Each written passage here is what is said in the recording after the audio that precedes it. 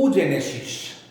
Oogenesis কথাটা এসছে যে ওভাম, উ ফর এখানে ওভাম, আর জেনেসিস মানে হচ্ছে উৎপাদন, অর্থাৎ যে পদ্ধতিতে প্রাইমর্ডিয়াল জার্ম কোষ বা জার্মিনাল কোষ স্তর থেকে বিভিন্ন ধাপে বিভাজনের মাধ্যমে হ্যাপ্লয়েড প্রকৃতির ওভাম বা ডিম্বাণু তৈরি হয় তাকে বলা হয় উজেনেসিস।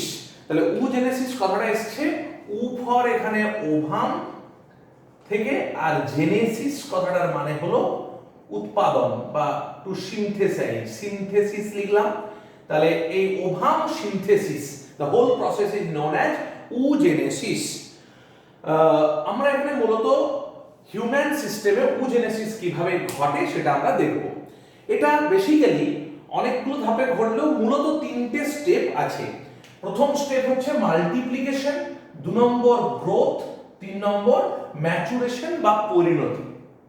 আমরা যদি প্রথমে দেখি মাল্টিপ্লিকেশনে কি হচ্ছে, প্রথমেই মনে রাখবে যে ডিপ্লয়েড প্রকৃতির প্রাইমর্ডিয়াল যে জার্ম কোষ বা প্রাইমর্ডিয়াল জার্ম কোষ বা বিভিন্ন জায়গায় জার্মিনাল কোষ বলা হয়ে থাকে, এটা ডিপ্লয়েড প্রকৃতির হয়। এটা ডিম্বাশয়ের মধ্যে থাকে এবং ডিম্বাশয়ের মধ্যেই এই পুরো প্রসেসটা হতে থাকে। এই প্রাইমর্ডিয়াল জার্ম কোষ যেগুলো ডিপ্লয়েড প্রকৃতির, এগুলো হচ্ছে বিশেষ ধরনের একটি কোষ। এগুলোকে স্টেম কোষ বা প্লিউরিপোটেন্ট কোষ বলা হয়। আমি আগেও আলোচনা করেছি যে প্লিউরিপোটেন্ট সেল মানে the cell which are capable of producing different types of cell, বিভিন্ন ধরনের কোষ তৈরি করার ক্ষমতা সে রাখে। তাই জন্য এদেরকে বলা হয় জার্ম কোষ বা এদেরকে স্টেম কোষও বলা হয়ে থাকে। এরা সাধারণত বিভেদন করে উগোনিয়া তৈরি করে। প্রথম যে স্টেপ, বিভেদনের মাধ্যমে উগোনিয়া তৈরি করে, অর্থাৎ এরা সাইজে বড় হতে থাকে এবং এরা মাইটোসিস প্রক্রিয়ায় মূলত বিভাজন করে, যার ফলে তখনও দেখো এরা ডিপ্লয়েড প্রকৃতির থাকলো, অর্থাৎ উগোনিয়ামও কিন্তু ডিপ্লয়েড প্রকৃতির। এরা মাইটোসিস প্রক্রিয়ায় বারে বারে বিভাজন হয়। এবার এই যে উগোনিয়া তৈরি হলো, এই উগোনিয়া বিভেদনের মাধ্যমে তৈরি করে প্রাথমিক উসাইট। এই জায়গাটি খুব গুরুত্বপূর্ণ একটা ট্রানজিশন পয়েন্ট। দেখো এখানে আমি এই স্তরটাকে বলেছি বৃদ্ধি, অর্থাৎ এই উগোনিয়া থেকে উসাইট এইটি তৈরির সময় বিভাজন কিন্তু সেই অর্থে হয় না, কিন্তু উগোনিয়া যেটা কিছু কিছু উগোনিয়া যেটা আকারে খুব বড় হতে শুরু করে, অর্থাৎ তার নিউক্লিয়াস এবং সাইটোপ্লাজমের আকার এবং আয়তন দুটোই বাড়তে থাকে, সাইটোপ্লাজমের কন্টেন্ট বাড়তে থাকে, নিউক্লিয়াসের উপাদান বাড়তে থাকে।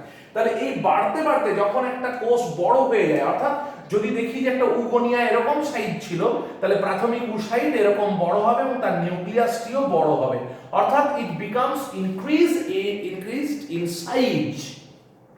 তাহলে এর সাইজের ব্যাপারটা ইনক্রিজ হবে, অর্থাৎ উগোনিয়াম থেকে প্রাথমিক উসাইটে তোমরা হয়তো ভাববে যে ডিপ্লয়েড থেকে ডিপ্লয়েড প্রকৃতিরই তো কোষ পাওয়া গেছে, but what is the difference?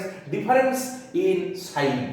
Okay, then প্রাথমিক উসাইট থেকে এরপরই আসছে মিওসিস, কারণ এতক্ষণ মাইটোসিস হচ্ছিল। তোমরা জানো যে মাইটোসিস প্রক্রিয়ায় কিন্তু হ্রাস হয় না, ক্রোমোজোম সংখ্যা একই থাকে, অর্থাৎ একে সমবিভাজন বলে তোমরা জানো। কিন্তু মিওসিস যখন হলো, তোমরা ছোট থেকে পড়ে আসছো যে জনন কোষে মিওসিস ঘটে, অর্থাৎ মিওসিস যতক্ষণ না হচ্ছে ততক্ষণ কিন্তু ক্রোমোজোম সংখ্যা হ্রাস পাবে না। এবং তোমরা জানো যে জনন কোষ তৈরির ক্ষেত্রে ক্রোমোজোম সংখ্যাটা হ্রাস পাওয়া একটা গুরুত্বপূর্ণ বিষয়, অর্থাৎ ক্রোমোজোম সংখ্যা যদি হ্রাস পেয়ে ডিপ্লয়েড থেকে হ্যাপ্লয়েড প্রকৃতির কোষ না তৈরি হয়, তাহলে বংশ পরম্পরায় ক্রোমোজোম নাম্বারটি কনস্ট্যান্ট বা ধ্রুবক থাকবে না। সেই কারণে এই মিওসিসের স্টেজটা is the most important stage in oogenesis or in spermatogenesis, in both cases. তাহলে প্রাথমিক উসাইট থেকে প্রথম যে ধাপ সেটা হলো মিওসিস 1। মিওসিস 1 এই বড় কোষটি একটা গৌণ উসাইট তৈরি করলো, এবং তোমরা জানো যে মিওসিস 1টাই কিন্তু অ্যাকচুয়ালি হ্রাস বিভাজন, কারণ মিওসিসটা দুটো ধাপে ঘটে, তো তার মধ্যে মিওসিস 1টাই হলো অ্যাকচুয়াল হ্রাস বিভাজন। মিওসিস 2 কিন্তু সেই অর্থে সমবিভাজন, ইকুয়েটোরিয়াল ডিভিশন। মিওসিস 1 এর মাধ্যমে গৌণ উসাইট তৈরি করলো। গৌণ উসাইট কিন্তু এন প্রকৃতির, অর্থাৎ হ্যাপ্লয়েড। এটি গুরুত্বপূর্ণ জিনিস, এদিকটা দেখো, এটা গুরুত্বপূর্ণ। আরেকটা কি হলো, প্রথম পোলার বডি বা পোলোসাইট বা ফার্স্ট পোলার বডি ফরমেশন হলো। What is the difference between secondary oocyte and first polar body? Secondary oocyte is large cell, এই কোষটা বড়, এই কোষটা বিশেষ রকমের বড় এবং এতে সাইটোপ্লাজম কন্টেন্ট বেশি থাকবে, whereas পোলার বডি তাতে ক্রোমোজোম থাকলে, নিউক্লিয়াস থাকলেও তাতে নো সাইটোপ্লাজম। এর বিশেষত্ব হচ্ছে এতে কোনো সাইটোপ্লাজম থাকবে না। পোলার বডির এইটি হচ্ছে বিশেষত্ব, no cytoplasm is present inside the polar body. মানে পোলার বডি মানে তোমরা মনে করতে পারো this is the inactive form, এটা নিষ্ক্রিয়। অর্থাৎ আমি আরেকটা পয়েন্টও লিখে দিলাম, দিস ইজ ইনঅ্যাক্টিভ বা নিষ্ক্রিয়। পোলার বডি সম্পর্কে এই দুটো কথা তোমাদের মাথায় রাখতে হবে। whereas গৌণ oocyte or secondary oocyte is a larger cell, it contains both nucleus and whole amount of cytoplasm, সমস্ত সাইটোপ্লাজমটা প্রেজেন্ট থাকে সেকেন্ডারি oocyte। এবার সেকেন্ডারি oocyte যখন মিয়োসিস 2 প্রক্রিয়ায় প্রবেশ করে তখন সেটি তৈরি করে ডিম্বাণু, অর্থাৎ তার একটা ধাপে এদিকে ডিম্বাণু তৈরি হলো এবং আরেকটি পোলার বডি তৈরি হলো। দেখো তার নাম বলেছি গৌণ পোলার বডি। এক্ষেত্রেও একই কথা, ডিম্বাণুর ক্ষেত্রে তার সাইটোপ্লাজম থাকছে, নিউক্লিয়াস থাকছে, সব থাকছে, কিন্তু সেটা হ্যাপ্লয়েড প্রকৃতির হচ্ছে। গৌণ পোলার বডি whereas তার ক্ষেত্রে কোনো সাইটোপ্লাজম থাকছে না এবং সেটি নিষ্ক্রিয় হচ্ছে। আর প্রথম পোলার বডি থেকেও মিয়োসিস 2 প্রক্রিয়ায় গৌণ পোলার বডি দুটি তৈরি হতে পারে, আবার নাও হতে পারে। তাহলে তোমরা স্পারমাটোজেনেসিসে যেমন দেখেছিলে যে সবগুলো ধাপ থেকে শুক্রাণু তৈরি হচ্ছিল, অর্থাৎ একটা স্পারমাটোজেনেসিস পদ্ধতিতে একবার স্পারমাটোজেনেসিসে অনেক শুক্রাণু তৈরি হতে পারে, অনেক স্পারমাটোজোয়া তৈরি হতে পারে, কিন্তু একবার ওজেনেসিসের ধাপে একটি মাত্র অ্যাক্টিভ ডিম্বাণু বা ওভাম ফর্মেশন হবে। বাকিগুলো যে কোষগুলো তৈরি হচ্ছে all are polar body that are inactive, ওরা নিষ্ক্রিয়। তাহলে ওজেনেসিস প্রক্রিয়ার যেটা বিশেষত্ব সেটা হলো এই প্রক্রিয়াটির মাধ্যমে একটি মাত্র কার্যকরী বা ফাংশনাল ডিম্বাণু বা ওভাম তৈরি করা সম্ভব হচ্ছে। এরপরে আমরা একটু দেখে নিই ওভাম বা ডিম্বাণুর গঠনটা কিরকম। আমরা যদি ডিম্বাণুর গঠনটা একটু ভালো করে দেখতে চাই তাহলে মাইক্রোস্কোপের তলায় তাকে এই রকম ধরনের একটা গঠন দেখতে হয়। দেখো একদম বাইরে তোমরা একটা কোষ স্তর দেখতে পাচ্ছ, কতগুলো কোষের স্তর, যে ব্ল্যাক কালারের যে কোষ স্তর দেখতে পাচ্ছ এটাকে আমরা বলতে পারি করোনা রেডিয়াটা কোষ স্তর।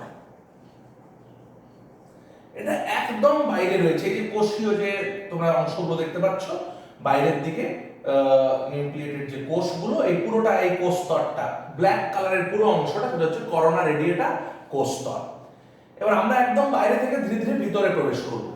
দেখো সেকেন্ডারি যে রেড কালারের যে অংশটা রয়েছে, একদম রেড কালারের যে পুরো আবরণটা রয়েছে তাকে বলে জোনা পেলুসিডা। জোনা পেলুসিডা।